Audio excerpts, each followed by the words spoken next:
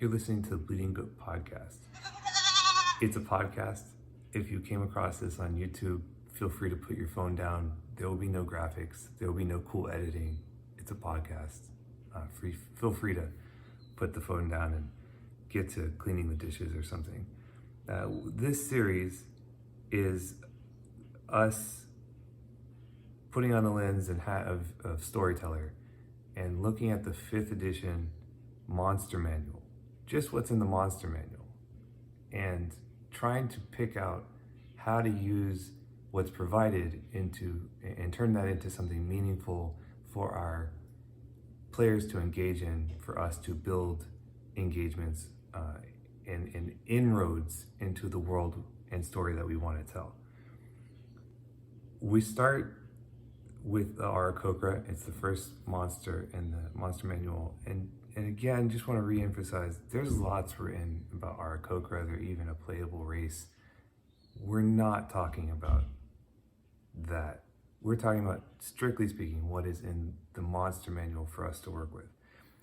Aarakocra, the visual appearance of them, they're bird people, they're humanoids, they have 4 limbs, they have wings.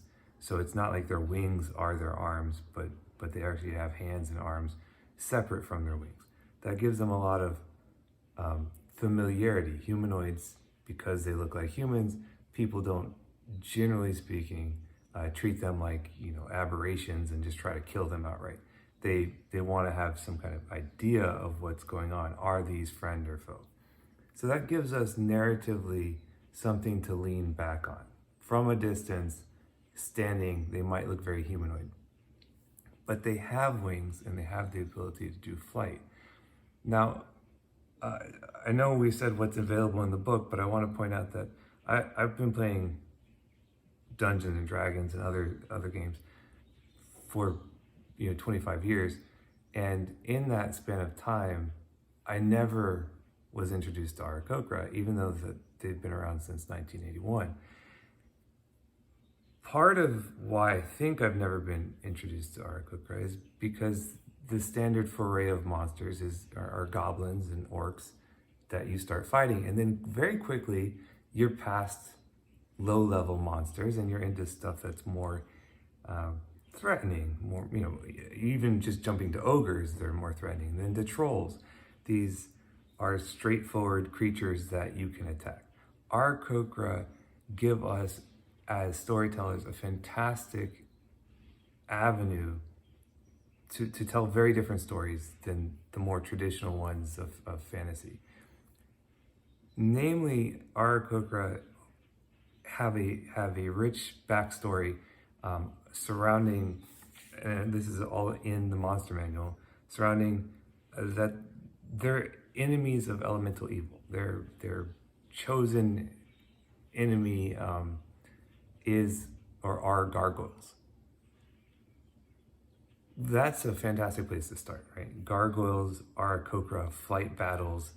You can almost see the imagery in the lightning strikes and the storms and 2 entities flying into each other. Spears crashing, crumbling rock, the whole thing. And if you just see that imagery, it gives us a place immediately, a setting for us to say, well, where would the players come across Aarakocra? And then why would they want to not kill them versus why would they want to kill gargoyles? First and foremost, gargoyles are usually evil, unless we all grew up with the TV show, in which case they're awesome. But gargoyles are usually evil. So if you put people in a haunted mansion, a very low-level campaign where opening every door incurs a risk that our players are more wary about, you can introduce gargoyles and simply through a very challenging combat for the players, give them a friend in Aarakocra to attack them or help you defeat the enemy. That's a really low hanging fruit, easy introduction. In addition to Aarakocra just being strange bird people. They tend to, they have a backstory that they are related to the elemental plane of air. Inside the monster manual, it refers to summoning an air elemental, and I don't remember the exact number, but I think it's like 5. You need 5 Aarakocra, and they do an aerial dance for 3 rounds, all in succession. And after they complete this aerial dance, they complete a summoning spell to draw an air elemental. That dance would be hard to pull off in the middle of combat. Outside of combat, on the other hand, it's really a fun UFO story. That there are these strange sightings or birds or unidentified objects that the townspeople have all of a sudden started seeing over a mountain, and it's a bad portent and omen. So we're asking the players to just go check it out. Why are they doing these dances, and what's going to come about?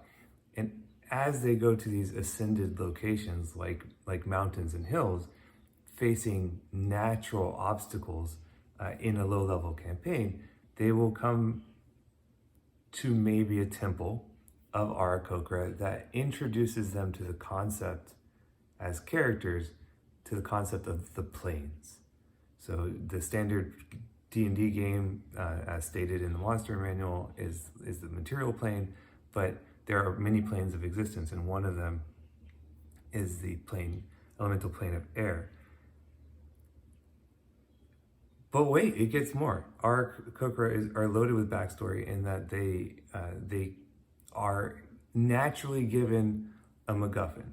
So they are told that in their distant past, 7 of their heroes came together to defeat their greatest enemy, which was, oh man, what is it? It's like something Queen of the Wolf Spiders or something absolutely amazing as a title. Like if you're a low-level character and you just get introduced to this temple and there's Queen of the Wolf Spider on some other plane that was defeated, and then as the story goes, those heroes of the Aarakocra band together to create the Rod of Law, and that Rod of Law is used to defeat the Queen of the Spider.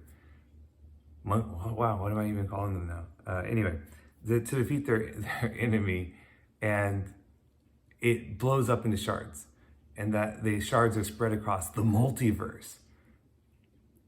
So the Aarakocra have an establishment here looking for these shards. Now, whether or not those shards ever become relevant to your game, in a low-level campaign, the opportunity to establish how broad you would like your players to consider the world, it is amazing as an establishing scene. So now you have that as like a gimme. And then it also goes into the monster manual and talks additionally about the fact that the people of Aka, A-A-Q-A, I think that's how you pronounce it. I think that's how a bird would pronounce it. They used to rule like multiple planes of existence. Again, great opportunity to establish, well, how much have Aarakocra over the course of centuries integrated into your version, right? Your world. Are there certain traits or characteristics or words that your material plane uses, or similarities across other planes that your characters will come to visit, that they can at least use as establishing familiarity in any new scene? This, if you're a linguistic kind of person, is a great opportunity to make up a bunch of words or relatable words, as well as tie into other characters that might have survival backgrounds, or rangers or druids, to get people to think about, like, well, does my character, through history and religion, and the languages they speak, do they have more of a connection to the Aarakocra than they maybe had ever considered? So inside of the monster manual, page 1 of the monster is actually being delivered.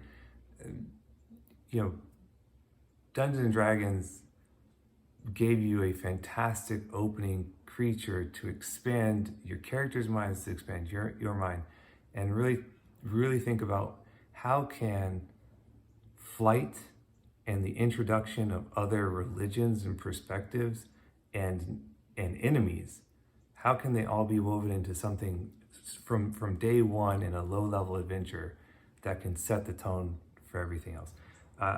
We're not going to make this an exhaustive list of how to do everything in Aarakocra, but that includes all the main headings of inside of the monster for Aarakocra. We'll pick it up next episode with the aboleth.